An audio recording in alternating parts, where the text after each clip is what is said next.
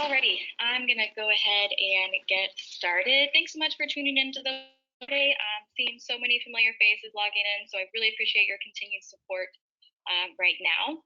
My name is Jessie Bly, and I work for Emerging Destinations. We represent cool companies and cool places. Take a second to jot down my contact information so that you can reach out to me if you need any digital information or if you need any assistance from me. So it's just Jessie at emergingdestinations.com. I'm happy to help with anything that you might need. Before I pass everything over to Kath from Kelly and Peacock Safaris, I just wanted to touch on the Emerging Destinations portfolio. We not only have the pleasure of representing Kelly and Peacock Safaris and their sister companies, the Elawana Collection and Sky Safari by the Elawana Collection, we also have eco training, guides and guardians in South Africa, as well as adventure consults in Uganda and Rwanda. We have some really great clients in South America. We have Terra Nova in Costa Rica, the Guyana Tourism Authority. We also represent Hotel Los Torres and Fantastico Sur in Torres del Paine National Park, Cruise Andino, which does the famous lake crossing in Patagonia, jungle experiences on the Peruvian Amazon, and we also have Grand Hotels Lux in Uruguay and Argentina. Then our portfolio in the polar regions includes Adventure Canada and Iceland Pro Cruises and Iceland Pro Travel. All right, so today we have Kath from Kelly and Peacock joining us all the way from Nairobi. Kath is the product manager for Kelly and Peacock Safari, so she's the one out in the field helping to develop new experiences for your clients, as well as check out all the properties that we work with. So she's the one that's doing all that hard work for you guys.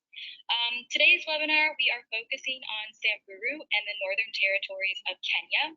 If you missed our last webinar that we did with Kath on Amboseli, Chulu Hills, and Savo, head over to the Emerging Destinations homepage, and on the webinar tab, you can view that after this webinar is over. So we have some really great content from Kelly and Peacock Safaris on Amboseli, Chulu Hills, and Savo. Then this one will focus on Samburu and the Northern Territories. Then the next one that we'll do with Kath focuses on the Laikipia Plateau. So you can also sign up for that webinar over there. So lastly, just a quick note that you can ask questions throughout the webinar. Please do that. We'll get to those at the end of the webinar, depending on time. So you can type those through on the GoToWebinar control panel at any time. Also, we'll be recording this webinar, so if you have to jump out for a call or something comes up, don't worry. We are recording this webinar. So without further ado, I'm going to hand everything over to Kath. Thanks so much, Jessie, and welcome everyone to our second webinar of this series, Samburu and the Northern Frontiers of Kenya. Just a small bit about Kelly and Peacock. We are a destination management company. We've been in operation since 1985, and we organize exclusive bespoke safaris to Kenya, Tanzania, Uganda, and Rwanda. We have over 400 suppliers in East Africa, and I am the lucky person to be the product manager for Kelly and Peacock. So I get to experience all the wonderful properties and safari experiences that we can then recommend to you and your guests. So just to start, Northern Kenya, we are going to cover Samburu, Shaba, and Buffalo Springs, as well as the surrounding conservancies and Meru National Park. Northern Kenya is an incredibly vast and beautiful part of the country. It has very contrasting landscapes, from the extremes of Lake Turkana in the north to the 2,200-meter high ancient forests of the Matthews Mountains and the semi-arid national reserves of Samburu and Meru in the south. There are millions of acres in the north of Kenya, and they're primarily owned and inhabited by communities of the Samburu people who practice traditional pastoralist lifestyles alongside free roaming wildlife. It is a dry and semi-arid landscape, and life in the north is dictated by the presence of water. So the Ewaso Nyiro River supplies the majority of the limited water to the region, and it flows through the low-lying south of the region. It is fed by rainfall from the Aberdare Mountains and the Laikipia Plateau, as well as the snowmelt from Mount Kenya. And the scarcity of water has resulted in the wildlife flocking to the Ewaso's banks, which results in some of the region's best wildlife areas. Aside from the wildlife viewing, Northern Kenya offers numerous safari adventures from helicopter trips to the sand dunes of the Secretive Valley, to quad biking expeditions along dry riverbeds, and sundowners on top of sacred mountains. I mentioned the conservancies. We are going to start with Samburu and Shaba and Buffalo Springs, but it's important to point out the community conservancies bordering the reserves and throughout northern Kenya. Previously, they were community group ranches. These areas are now community conservancies that focus on high-end ecotourism with low-impact lodges that offer luxury, exclusivity, diversity, and the most important part about northern Kenya is the genuine cultural experiences that are offered. This model in the conservancies allows for the sustainable traditional pastoralist lifestyles of the Samburu people to continue and provides income for tourism and ensures that communities and wildlife continue to live in harmony together.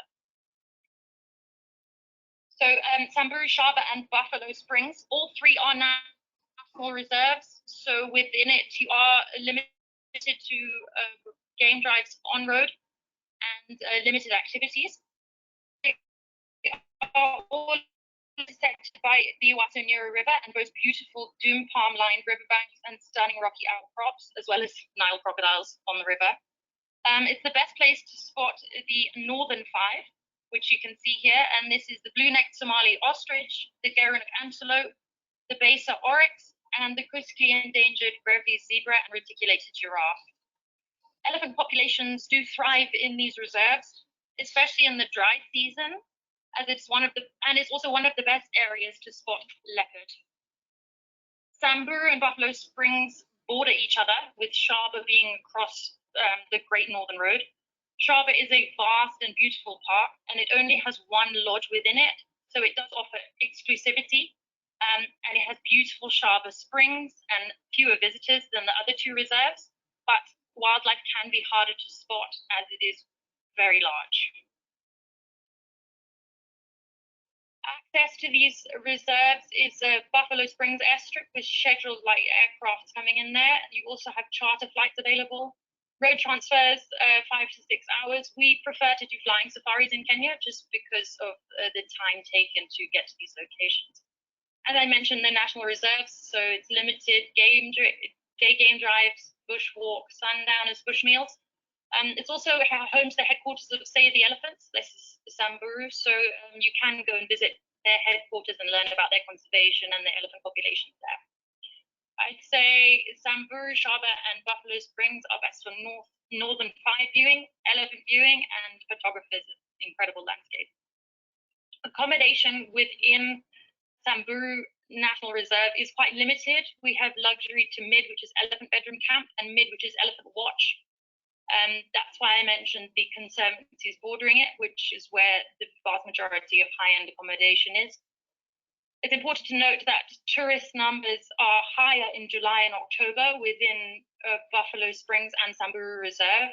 Shaba, as I mentioned, has less visitors in it.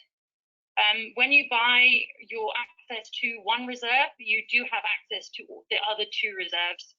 So if you wanted to do a day drive to Shaba or a day drive into Buffalo Springs, if you were staying in Samburu, that is included. We recommend for Shaba and Buffalo Springs, if you would like really luxury exclusive accommodation, we can set up exclusive private mobile tented camps. These are also available in Nakupurat-Gotu Conservancy. So moving on to the bordering conservancies, the border Samburu National Reserve, that's Westgate and Kalama Community Conservancy. They both offer access to Samburu, so the wildlife viewing is available for your guests, but on top of this, they offer exclusivity and the freedom of a conservancy that would not be available if you were staying within the reserve. They have the same stunning landscapes, and the activities available are day and night game drives, bushwalks, meals, as they have photographic hikes, incredible hikes, camel trekking, beautiful fly camping, and you can also do helicopter scenic flights. So for people that would like to get out of safari vehicles and enjoy incredible cultural experiences, the conservancies are the way to go. Accommodation within the conservancies, you have Saruni Samburu in Kalama and Fasab in Westgate Conservancy. They have unreal cultural experiences with the local Samburu people. As I mentioned, the exclusivity with the access to the National Reserve. It is important to note, though, that wildlife can be a little scarce in the conservancies compared to the National Reserve, and you might come across livestock, as these are community conservancies. Moving on to the Matthews Range and Namunyak Conservancy. Namunyak is the biggest conservancy in the north. It is 800,000 acres, and it includes the Matthews Mountain Range. The Matthews Mountain Range rises 2,200 meters and is one of Kenya's greatest stretches of forest wilderness. The area offers incredible walking opportunities through ancient indigenous forests of giant cedars and ancient cycads, some of which are endemic to the mountains.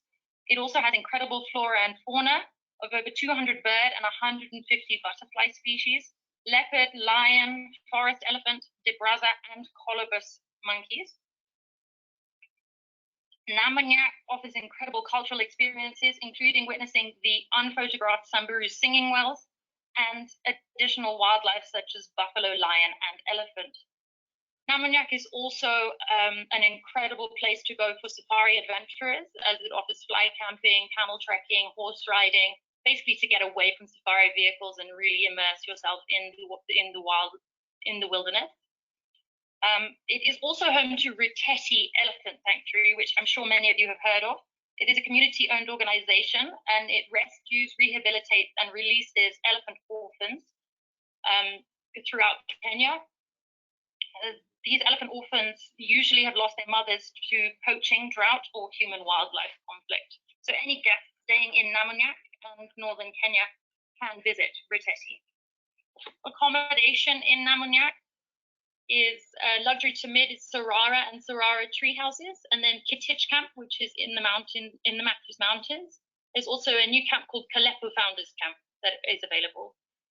It's important to note that Kitich has no vehicles and it's only guided walks up there, but it's incredible swimming in springs and it's beautiful.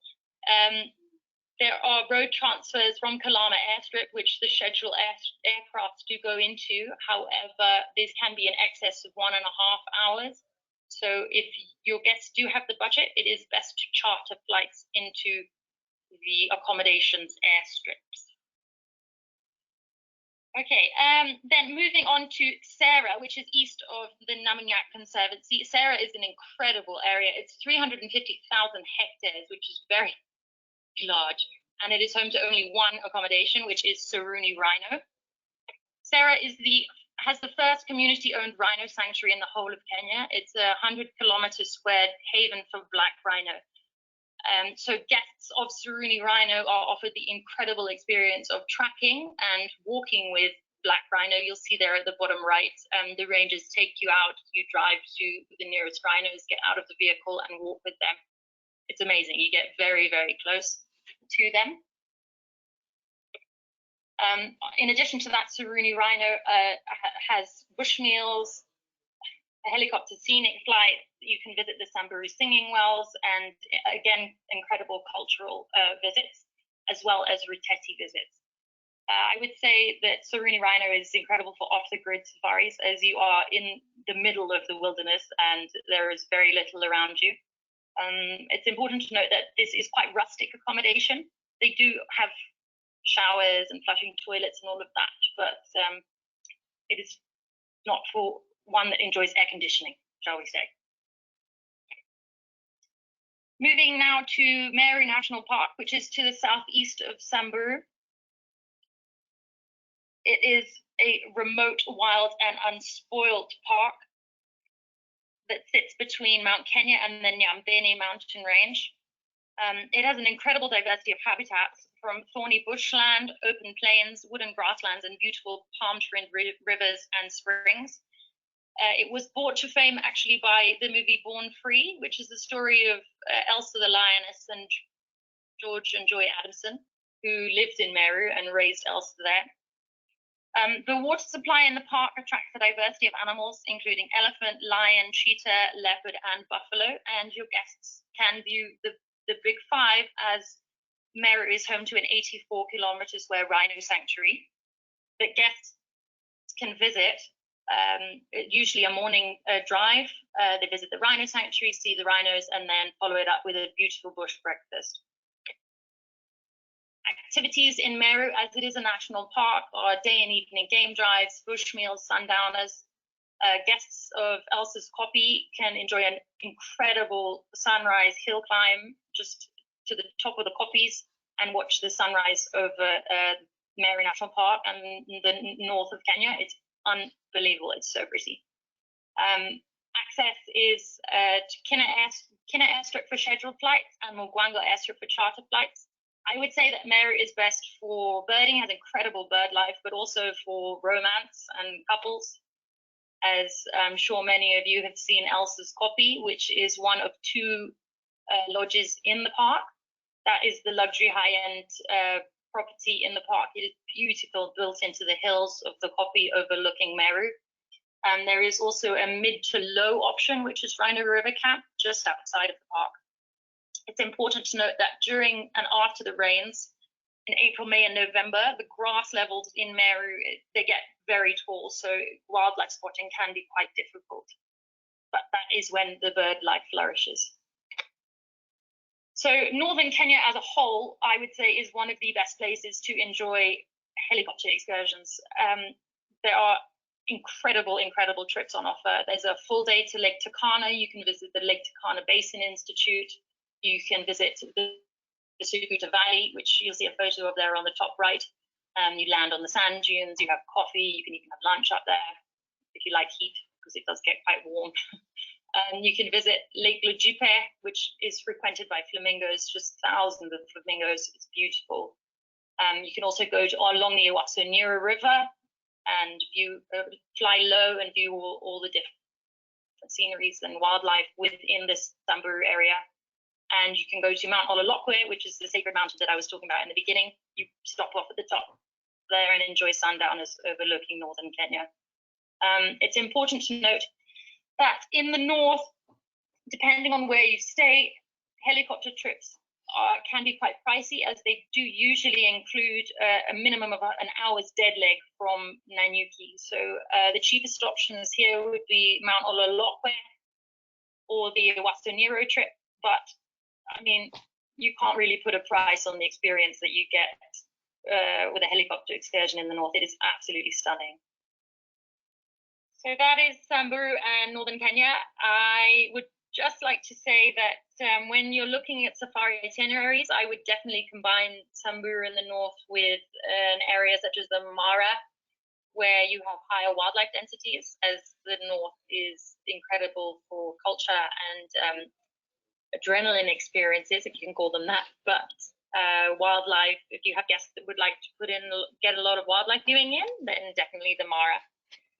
And also the north can be very warm during the dry months of June to October and January and February. So if you have guests that don't really like high temperatures, that is something very important to note.